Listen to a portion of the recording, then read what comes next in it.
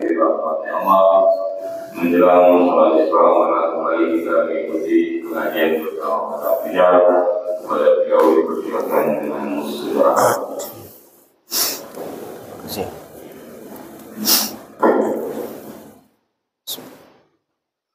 Assalamualaikum warahmatullahi wabarakatuh.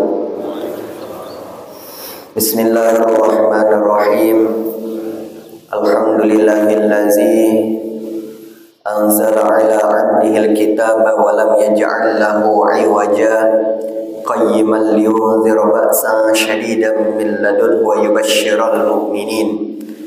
Asyhadu an la ilaha illallah wahdahu la syarika lah wa asyhadu anna sayyidana wa nabiyyana Muhammadan abduhu wa rasuluh sallallahu alaihi wasallam la nabiyya ba'dah. Allahumma salli wa sallim wa barik ala sayyidina Muhammad wa ala alihi wa ashabihi ajma'in. Subhanaka la ilma lana illa ma 'allamtana innaka antal alimul hakim wa la haula wa la quwwata illa billahil aliyyil azim. Rabbi shrah li sadri wa yassir li amri wahlul 'uqdatam min lisani yafqahu qawli wa tsabbit lisani wa hdi qalbi bihaqqi sayyidina Muhammadin sallallahu alaihi wasallam.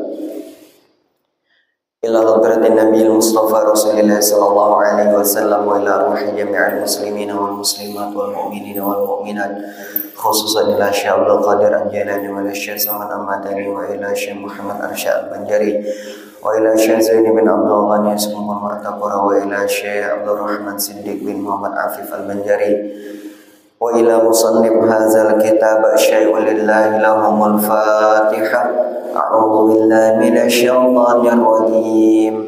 Bismillahirrahmanirrahim. Alhamdulillahi rabbil alamin. Arrahmanir rahim. Maliki yaumiddin. Iyyaka na'budu wa iyyaka nasta'in. Ihdinas siratal mustaqim. Siratal ladzina an'amta 'alaihim ghairil maghdubi 'alaihim waladdallin. Amin. Bismillahirrahmanirrahim. Alhamdulillahirabbil alamin. Puji syukur kehadirat Allah Subhanahu wa taala senantiasa terucapkan di lisan kita. Alhamdulillah atas segala nikmat yang Allah karuniakan kepada kita, nikmat keimanan dan nikmat Islam. Mudah-mudahan dengan nikmat-nikmat tersebut menjadikan kita sebagai abdan syakura, hamba yang senantiasa bersyukur akan segala nikmatnya. Salawat dan salam kita haturkan kepada junjungan kita baginda Nabi Muhammad sallallahu alaihi wasallam. Allahumma salli wa sallim wa barik ala Sayyidina Muhammad wa ala ali Sayyidina Muhammad. Assalamu alayka ya Rasulullah. Senantiasa kita niatkan i'tikaf di dalam ini masjid, seraya meniatkan di dalam hati, melafazkan di lisan. Nawaitul i'tikafa fi hadzal masjid sunnatan lillahi ta'ala. Sahaja pun niat i'tikaf di dalam ini masjid, sunnah karena Allah Ta'ala. Bapak Ibu ma'asyiral hadirin wal hadirat jamaah salat fardu subuh rahimakumullah. Insyaallah kita akan memasuki, kalau tidak besok, insyaallah kita akan memasuki di bulan yang mulia, bulan yang agung, bulan yang sangat dinanti-nantikan oleh seluruh kaum muslimin. Tidak lain dan tidak bukan ialah bulan suci Ramadan. Maka Rasulullah sallallahu alaihi wasallam bersabda di dalam hadisnya, "Man fariha bidukhulir Ramadan, haramallahu jasadahu 'alan nar." Barang siapa yang bergembira dengan datangnya bulan Ramadan, maka Allah akan haramkan jasadnya atas api neraka. Bergembira kita, suka kita Maka kita sebagai kaum muslimin dan muslimat harus ada di dalam perasaan, di dalam hati, bergembira, senang di dalam hati menyambut kedatangan bulan suci Ramadan. Jangankan kita Bapak Ibu sekalian, kadang orang Cina pun juga suka dia bulan puasa. Nyaman berjualan cendol, nyaman berjualan kembang api, laku jualannya, suka dia datangnya bulan puasa. Maka kita sebagai umat Islam itu harus lebih bergembira lagi dengan menyambutnya bulan suci Ramadan ini. Diibaratkan seumpama misalnya kita kedatangan tamu. Tamu ini menurut kita adalah tamu yang sangat istimewa sekali. Tentu kalau kita menyambutnya di dalam rumah kita, kita akan memberikan juga fasilitas yang istimewa, makanan yang istimewa, jamuan yang istimewa, tempat tidur yang istimewa. Kenapa? Karena yang datang ini adalah tamu yang istimewa. Maka begitu juga dengan bulan suci Ramadan, ini adalah tamu yang sangat istimewa yang datang kepada kita dalam setahun hanya 1 bulan. Maka kita harus menyambutnya dengan perasaan yang lebih bagus lagi, lebih istimewa lagi. Masyaallah hadirin wa hadirat rahimakumullah. Dari maka itu ulama mengatakan bahwasanya di antara persiapan kita menyambut di bulan suci Ramadan ini, yang pertama ialah memperbanyak doa kepada Allah supaya didatangkan ke bulan Ramadan ini. Betapa banyak di antara kita kaum muslimin yang sudah mendahului kita sebelum masuknya bulan Ramadan. Artinya tidak ada jaminan umur kita sampai walaupun seumpama esok dijatuhkan bulan Ramadan, maka belum ada jaminan umur kita sampai ke depannya. Bahkan 1 jam ke depannya pun tidak ada yang menjamin. Dari maka itu ulama mengajarkan kepada kita suatu doa ketika kita memasuki bulan Rajab. Itu sudah kita membaca doa. Di antara doanya ialah Allahumma barik lana fi Rajab wa Sya'ban wa ballighna Ramadan. Ya Allah, berkahilah bulan Rajab dan Sya'ban dan sampaikanlah kami ke bulan Ramadan. Maka 2 bulan sebelum masuknya bulan Ramadan kita sudah bersiap untuk memasukinya. Sudah bersiap untuk memasuki di antara bulan yang mulia tersebut.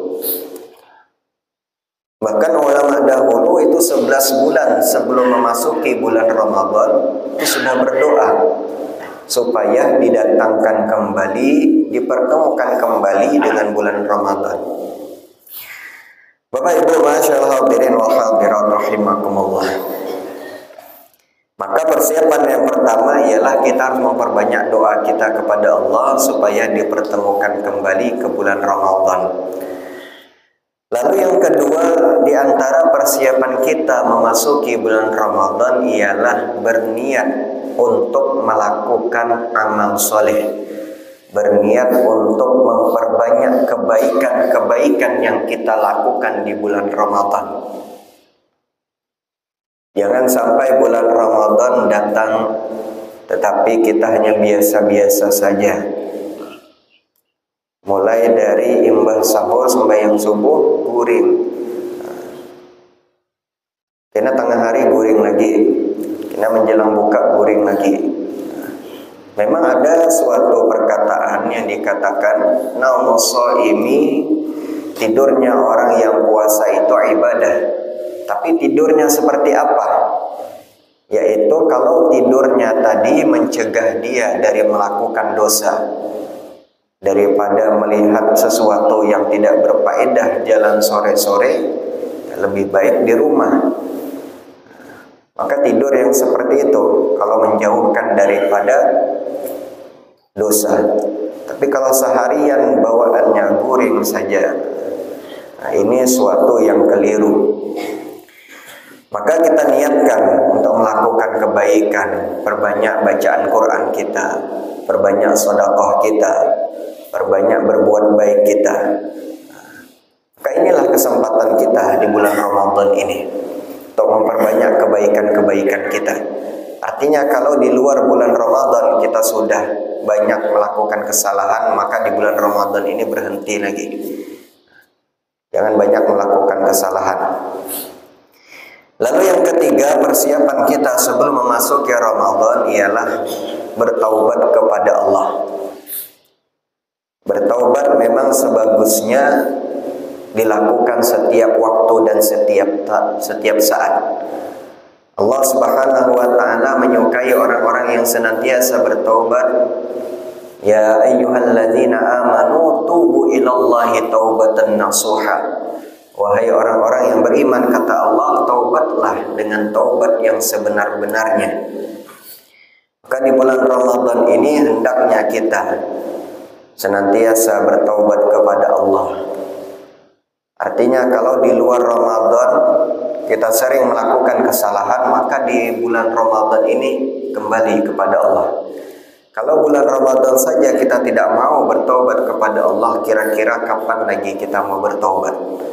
Maka Ramadan adalah kesempatan kita untuk bertaubat kepada Allah.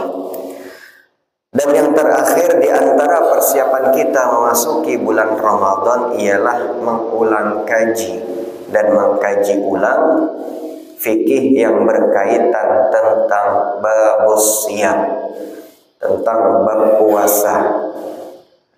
Maka itu kita kaji ulang kembali Bapak Ibu, kita ulang kaji lagi. Apa rukun-rukun puasa, apa syarat sah puasa, apa hal-hal yang membatalkan puasa. Maka itu penting kita ulang kaji supaya puasa kita dinilai di sisi Allah, supaya puasa kita sesuai dengan apa yang diajarkan Rasulullah kepada kita. Karena Rasulullah sabdakan, kam min shaimin laisa lahu min siyamihi illa al-ju' wal 'atash. Kata baginda Nabi, berapa banyak orang yang berpuasa tetapi tidak mendapatkan apa-apa dari puasanya tersebut terkecuali rasa lapar dan dahaga. Maka jangan sampai kita berpuasa tapi tidak ada nilainya. Maka penting puasa berilmu, mengkaji ulang, mengulang kaji fikih yang berkaitan tentang siyam kepada guru-guru kita. Baik, Bapak Ibu masyaallah hadirin wal hadirat rahimakumullah. Jangan sampai pekerjaan menjadikan alasan kita untuk tidak berpuasa. Kami uyuh Ustaz, gawian mohon maaf jadi buruh, mulai dari pagi sampai patang begawi, membangun bangunan misalnya, kepanatan kada puasa lagi. Kami begawi kabun, panat di kabun. Itu kadang banyak Bapak Ibu, karena bekerja jadi tidak berpuasa. Padahal kalau kita lihat di dalam sejarah Bapak Ibu sekalian, perang yang dilakukan Nabi di bulan Ramadan adalah perang Badar. Nabi ketika bulan Ramadan bukan hanya bekerja, beliau berperang. Perang Badar. Mana uyuhnya, berperang kah begawi? Kalau berperang kan otomatis yang menjadi taruhan adalah nyawa. Tapi Nabi dan pasukannya itu sanggup berperang di bulan puasa, dan Nabi dalam keadaan puasa ketika itu. Dan alhamdulillah pasukan kaum muslimin menang ketika itu. Tapi Nabi tidak membatalkan puasa, padahal ketika itu dalam kondisi berperang di tengah padang pasir yang sangat panas. Tapi Nabi berpuasa. Maka pekerjaan tidak menjadikan kita sebuah alasan untuk meninggalkan yang namanya puasa. Masyaallah hadirin wal hadirat rahimakumullah, itu sedikit pembukaan berkaitan tentang apa-apa saja persiapan kita sebelum memasuki Ramadan. Masyaallah hadirin wal hadirat rahimakumullah, kita masuk sedikit kajian tafsir kita, memasuki daripada ayat yang ke-106 di dalam surah Al-Baqarah. A'udzu billahi minasyaitonir rajim. Ma nansakh min ayatin aw nunsiha na'ti bi khairin minha aw mithliha. Alam ta'lam anna Allah 'ala kulli syai'in qadir. Alam ta'lam anna Allah lahu mulkus samawati wal ard. Wa ma lakum min dunillahi min waliyyin wa la nasir. Am turiduna an tas'alu rasulakum kama su'ila Musa min qabl wa may yatabaddalil kufra bil imani faqad dhalla sawa'as sabil. Shadaqallahul azim. Masyaallah hadirin wa hadirat rahimakumullah. Di dalam tafsir disebutkan ma syartiyah. Jadi ma tersebut menjadi syarat. Nansakh min ayatin, apa-apa saja ayat-ayat kami yang kami nasakh. Ai nuzila hukmuha, artinya yang diturunkan hukumnya imma ma'alafziha, ada kalanya beserta lafaznya, aula atau tidak. Jadi ada sebagian ayat di dalam Al-Quranul Karim yang Allah Subhanahu wa ta'ala itu nasakh. Nasakh itu artinya mengganti daripada fungsi ayat satu kepada ayat yang lain. Lafaznya tetap ada, tapi hukumnya tidak berlaku lagi. Ada ayat yang Allah Subhanahu wa ta'ala nasakh. Contohnya seperti apa? Di awal Islam kita ini diperintahkan untuk sholat, yaitu menghadap ke Baitul Maqdis. Di awal keislaman, maka Rasulullah SAW sering ketika itu mendapatkan ejekan, mendapatkan cacian daripada kaum musyrikin, bahkan dari orang-orang Yahudi. Ini orang Islam sama kiblatnya dengan kami. Apa bedanya dengan kami? Kami menghadap Baitul Maqdis. Orang Islam pun kiblatnya sama, menghadap Baitul Maqdis. Maka Rasulullah SAW sering mengadahkan tangan berdoa meminta kepada Allah, ya Allah, balikkanlah arah kiblat ini ke Baitullah, ke Ka'bah. Maka hukum yang tadinya menyatakan kiblat kita awalnya di Baitul Maqdis, maka Allah Subhanahu wa ta'ala mengganti dengan ayat fawalli wajhaka syatral masjidil haram wa min haitsu kharajta fawalli wajhaka syatral masjidil haram. Dimanapun engkau menghadap, maka arahkanlah wajahmu ke Masjidil Haram, artinya ke Baitullah, Ka'bah. Maka tidak berlaku lagi yang menyatakan kiblat sebelumnya, maka diganti kiblat kita ke Ka'bah. Maka salah satu daripada tempat yang diturunkan ayat ini ialah ketika itu Rasulullah sedang di sebuah masjid. Maka masjid tersebut dinamakan dengan Masjid Kiblatain, masjid dua kiblat. Artinya ada dua tempat arah kiblat ketika itu. Aw nansiha na'ti bi khairin minha aw misliha. Alam ta'lam anna Allah 'ala kulli syai'in qadir. Adakah tidak mengetahui sesungguhnya Allah Subhanahu wa ta'ala atas tiap-tiap sesuatu, yaitu Maha Kuasa. Alam ta'lam anna Allah lahu mulkus samawati wal ard yaf'alu fihi ma yasha. Dan adakah tidak mengetahui engkau sesungguhnya Allah Subhanahu wa ta'ala baginya memiliki daripada menguasai 7 lapis langit dan 7 lapis bumi. Jadi Bapak Ibu rahimakumullah, di antara salah satu kekuasaan Allah Subhanahu wa ta'ala, Allah menjadikan langit tanpa tiang. Kita lihat langit yang ada di atas kita ini. Ia berdiri di atas tapi tanpa ada tiang yang menopangnya, tidak jatuh.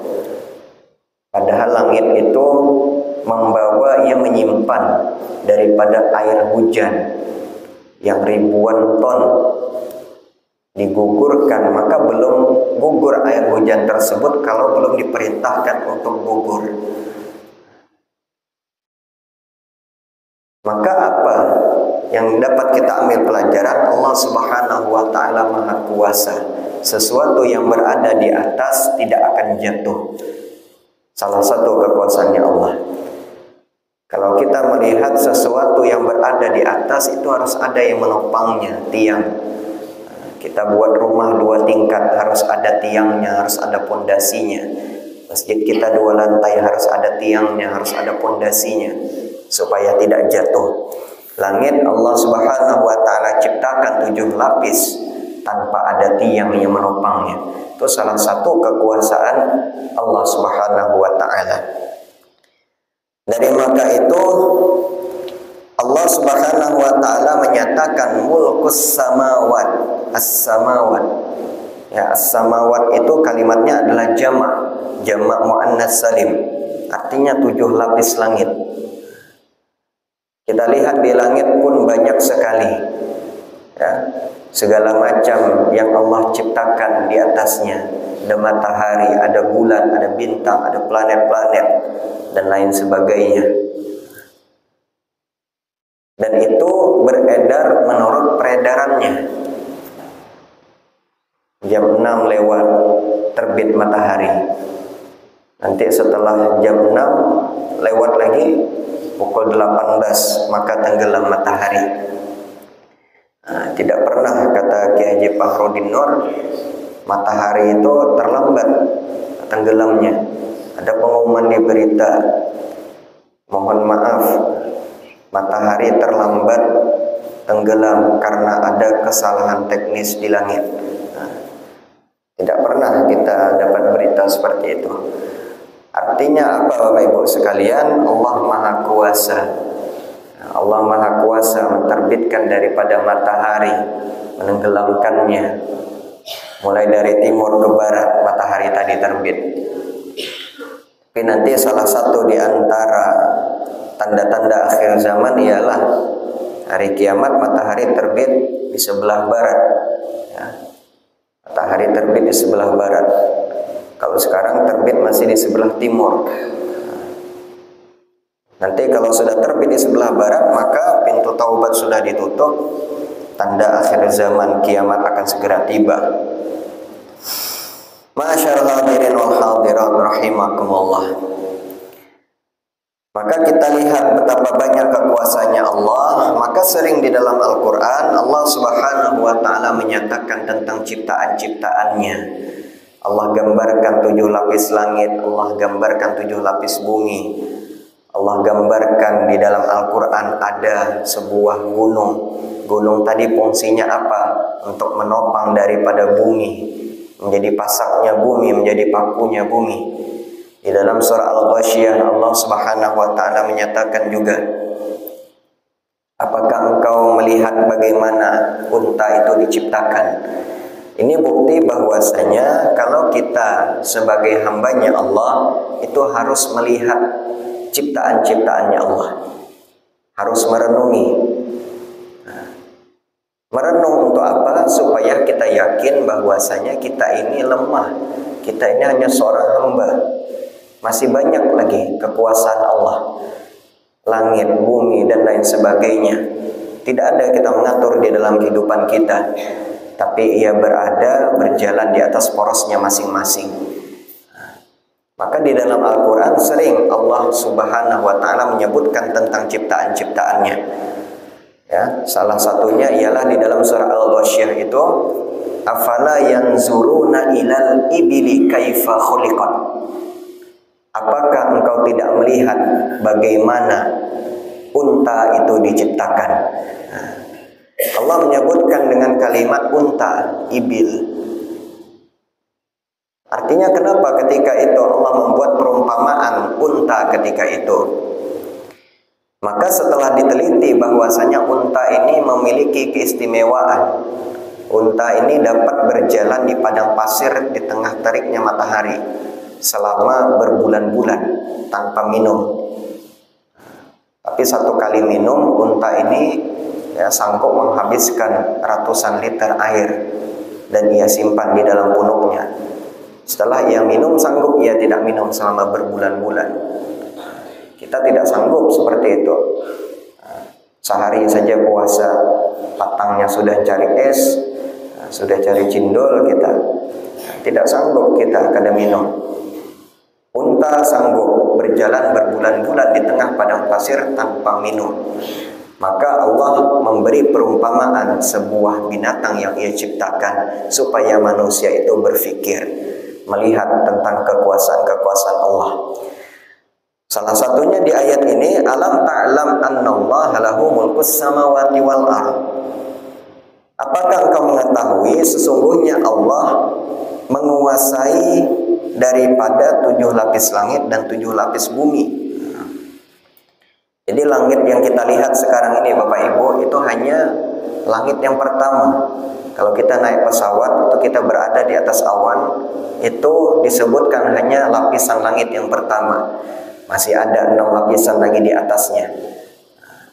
Itu bukti bahwasanya Allah Maha Kuasa. Dan begitu juga wal ardh, Allah ciptakan 7 lapis bumi ke bawahnya. Jadi bumi ini dalam sekali. Saking dalamnya tadi Allah sebutkan bahwasanya bumi ini pun juga memiliki 7 lapis dalamnya tadi. Alam ta'lam annallaha lahu mulkus samawati wal ardh wa ma lakum min dunillah. Dan tidaklah engkau mengetahui bahwasanya tidak ada yang selain Allah Subhanahu wa taala min waliyyin wala nasir, daripada yang melindungi engkau dan daripada yang menolong engkau. Artinya ini bukti bahwasanya sesulit apapun kita, sesusah apapun ujian kita yang ada kita jalani di dunia ini, maka satu-satunya tempat kita untuk bermohon tidak lain dan tidak bukan adalah Allah Subhanahu wa taala. Allah mi waliyyin wala nasir, Allah yang Maha melindungi, Allah yang Maha menolong kita. Lihat ketika Nabi Ibrahim alaihissalam, ketika Nabi Ibrahim ingin dibakar oleh Raja Namrud dan pasukannya di kobaran api yang dinyalakan selama 40 hari lamanya. Maka ketika itu malaikat Jibril menawarkan suatu penawaran, apakah engkau ingin aku tolong? Maka apa dijawab oleh Nabi Ibrahim ketika itu? Hasbunallah wa ni'mal wakil. Cukuplah Allah sebagai penolongku. Ini bukti bahwasanya yang dapat menolong kita daripada segala kesusahan-kesusahan hanyalah Allah Subhanahu wa taala. Kadang di dalam kehidupan kita Bapak Ibu sekalian, kita dapati seumpama kita ingin meminta pertolongan, keluarga kita tidak bisa menolong, misalnya meminjam uang lah misalnya, keluarga kita tidak bisa menolong, sepupu tidak bisa menolong, orang lain pun tidak bisa. Maka siapa lagi yang dapat memecahkan daripada satu permasalahan kita tadi? Maka tidak lain dan tidak bukan berdoa kepada Allah, minta kepada Allah Subhanahu wa taala yang Maha Ghani, yang Maha Kaya. Maka Allah menyebutkan di dalam ayat ini mi waliyyin wala nasir, Allah yang Maha melindungi dan Allah yang Maha menolong daripada hambanya. Ma'asyiral hadirin wal hadirat rahimakumullah. Anturiduna an tas'alu rasulakum kama su'ila Musa. Ataukah kamu hendak meminta kepada Rasulmu Muhammad seperti halnya kaum Nabi Musa pernah diminta oleh Bani Israel terdahulu. Jadi di sini Allah Subhanahu wa taala menyebutkan bahwasanya apakah engkau daripada umatnya Nabi Muhammad sama dengan kaum Bani Israel ini yang selalu meminta kepada nabinya sebagaimana ini terjadi kepada Bani Israel oleh Nabi Musa alaihissalam. Kita lihat sebelum ayat ini, sebelum cerita daripada ayat ini, bahwasanya Bani Israel ini adalah suatu kaum, suatu umat yang sangat merepotkan, yang sangat menyusahkan, yang sangat pembangkang sekali kepada para nabinya. Betapa banyak permintaan yang diinginkan oleh Bani Israel kepada Nabi Musa alaihissalam sebelumnya. Seperti halnya kita ceritakan sebelumnya, kaum Bani Israel ini meminta makanan, padahal makanan tadi sudah diberikan, tapi mereka ingin makanan yang ada di bumi. Padahal Allah sudah memberikan mereka makanan manna wassalwa, makanan yang diturunkan dari surga. Ya, tapi mereka masih meminta makanan yang ada di dunia, seperti kacang, bawang, dan lain sebagainya. Lalu juga ketika Allah Subhanahu wa taala menyelamatkan daripada Bani Israel ini dari kejaran Firaun. Kejaran Firaun ketika di Lautan Merah, maka mereka tidak membalas budi kepada Nabi Musa alaihissalam. Maka Allah Subhanahu wa taala menyatakan, am turiduna an tas'alu rasulakum kama su'ila Musa min qabl. Apakah engkau hendak meminta kepada Rasul Muhammad seperti halnya Nabi Musa pernah diminta oleh Bani Israel terdahulu? Jadi di dalam Qisasul Anbiya itu diceritakan ya, bahwasanya Nabi Musa ini termasuk nabi yang sangat sabar sekali. Sangat sabar sekali kepada kaumnya. Dari maka itu Nabi Musa ini termasuk daripada Rasul yang bergelar Ulul Azmi. Nah, Ulul Azmi itu ialah Rasul yang mendapatkan ujian dan cobaan yang sangat besar sekali. Ya, ada 5 Rasul yang bergelar Ulul Azmi. Siapa dia? Nabi Nuh alaihissalam, Nabi Ibrahim alaihissalam, Nabi Musa alaihissalam, Nabi Isa alaihissalam, dan Nabi Muhammad sallallahu alaihi wasallam. Jadi kelima nabi ini, kelima rasul ini adalah rasul yang mendapatkan ujian dan cobaan yang begitu luar biasa ya, dari kaumnya. Maka Allah Subhanahu wa taala menyebutkan bahwasanya, apakah engkau hendak meminta kepada Rasul Muhammad seperti halnya Musa dahulu pernah diminta oleh Bani Israel. Wa may yatabaddalil kufra bil iman, barang siapa yang mengganti keimanan dengan kekafiran, faqad dhallas sawa'as sabil, maka sungguh dia telah tersesat dari jalan yang lurus. Maka barang siapa yang mengganti keimanan menjadi kekafiran, maka sesungguhnya ia telah menempuh daripada jalan kesesatan. Kita sekarang Bapak Ibu dianugerahi oleh Allah Subhanahu wa taala nikmat yang besar. Apa? Nikmat iman dan nikmat Islam.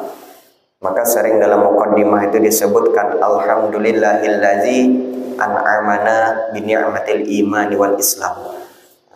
Nikmat yang terbesar itu bukan nikmat harta, bukan nikmat sehat, bukan nikmat kekayaan, bukan nikmat banyak anak, tapi nikmat yang paling besar adalah pada hakikatnya nikmat iman dan nikmat Islam.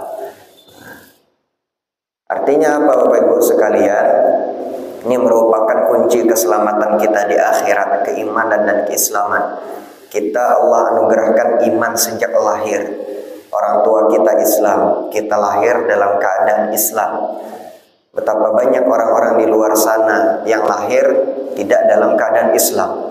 Orang tuanya non-muslim, maka anaknya mengikut daripada orang tuanya. Tapi karena hidayah dari Allah Subhanahu wa taala, ia menempuh daripada jalan Islam. Maka keimanan dan keislaman ini merupakan nikmat yang paling besar yang Allah anugerahkan kepada kita. Jangan sampai nantinya sesusah apapun kita menggadaikan daripada keimanan dan keislaman kita. Maka sekarang banyak Bapak Ibu ya, banyak apa? Program-program yang mengkafirkan daripada umat Islam supaya pindah agama itu banyak. dikasih mie 1 kardus, dikasih beras 10 kilo, dikasih gula. Syaratnya apa? Pindah agama. Na'udzubillah min dzalik.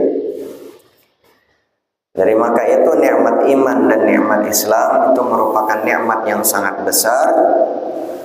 Maka kata Allah Subhanahu wa taala, barang siapa yang telah mengganti keimanan, wa may yatabaddalil kufra bil iman, barang siapa yang mengganti keimanan dengan kekafiran, faqad dollas sawa'as sabil, maka sungguh dia telah tersesat dari jalan yang lurus. Ma'asyiral hadirin wal hadirat rahimakumullah. Jadi mudah-mudahan kita senantiasa menjaga daripada iman yang Allah berikan kepada kita, menjaga dari keislaman yang Allah berikan kepada kita sampai kita diwafatkan oleh Allah Subhanahu wa taala.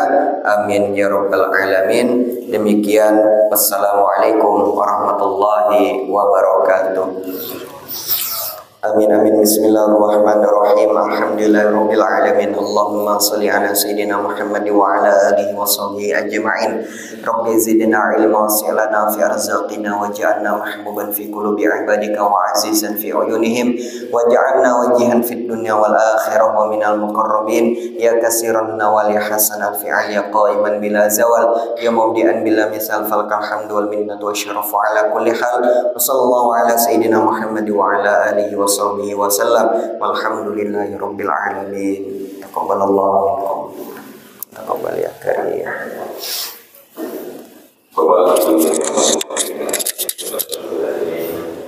Mudah-mudahan